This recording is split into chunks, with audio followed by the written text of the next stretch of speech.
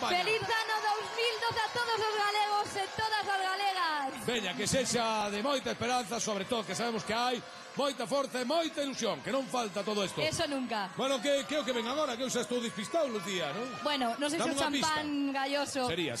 Pero non sabes que ven agora? Dame unha pista. Xa que vai de adiviños, a ver se adiviñas esta. Eu voume po escenario. Que me quite lo bailar, Lucía Pérez, e depois a suma sacerdotisa do folclore galego, Mercedes Peón.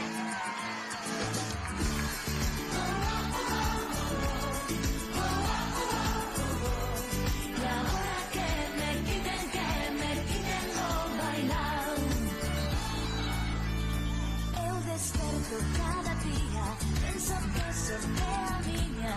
Non é un sono, é realidade.